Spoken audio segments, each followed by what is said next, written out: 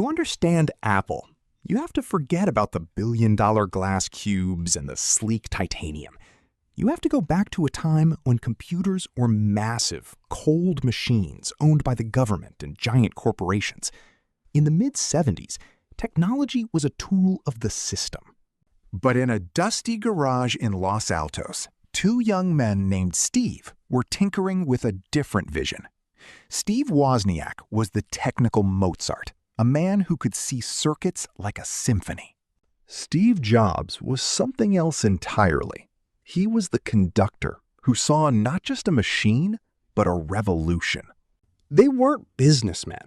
They were hippies, hackers, and dreamers who believed that if you gave a regular person a computer, you gave them a superpower. They sold their most prized possessions, a Volkswagen bus and a scientific calculator, just to buy the parts for their first circuit boards. It wasn't about the money yet. It was about the intoxicating idea that two kids in a garage could outsmart the giants of industry. By the early 80s, Apple had grown up, but Jobs was still a rebel at heart. He became obsessed with a project called Macintosh. He didn't just want a computer, he wanted a bicycle for the mind. To launch it, he did something unprecedented. He hired Ridley Scott to film a commercial that looked more like a sci-fi movie than an ad. It aired only once, during the 1984 Super Bowl. It showed a gray, brainwashed crowd staring at a screen, only for a woman in bright red shorts to smash it with a sledgehammer. It was a declaration of war against IBM. The Macintosh was the first computer that felt friendly, with its mouse and its icons, but behind that friendly face was a workspace of high pressure and impossible demands. Jobs pushed his team so hard that they wore shirts saying they worked 90 hours a week and loved it. This was the peak of Apple's early arrogance. They weren't just making tools, they were defining a new culture. Success can be a poison. Jobs' intensity eventually led to his downfall.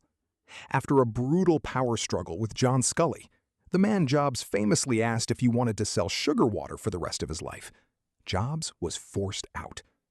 For the next 12 years, Apple entered its dark ages.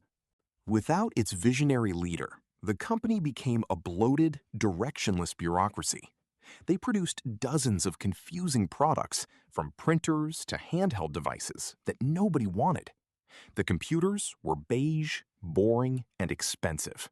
By 1996, Microsoft's Windows 95 had conquered the world, and Apple was hemorrhaging cash. They were only 90 days away from running out of money completely. It seemed like the story of the garage was going to end in a quiet, embarrassing bankruptcy. The world had moved on, and Apple was becoming a footnote in history. Until they made a desperate billion-dollar bet to bring back the man they once fired. Steve Jobs didn't return to Apple to fix it. He returned to reinvent it. He famously walked into a room with a whiteboard and drew a simple grid: desktop, portable, consumer, professional. He killed every other project, focusing on just 4 computers. Then, in 1998, the world saw the iMac G3, a translucent Bondi blue machine that said, "Hello," and didn't look like a piece of office equipment. It was the first sign that Apple was a design company first. But the real shift happened in 2001.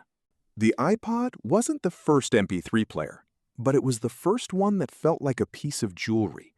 Jobs understood that music was emotional, and by putting 1,000 songs in your pocket, he gained control over our pockets and our ears. Apple was no longer just a computer company. They were an ecosystem.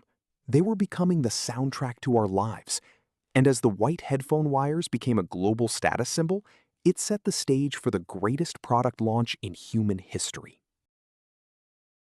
In January 2007, Steve Jobs took the stage and told the world he was introducing 3 devices: a revolutionary phone, a touchscreen iPod, and a breakthrough internet communicator. Then he revealed they were all the same device. The iPhone didn't just change the industry. It changed how we interact with reality.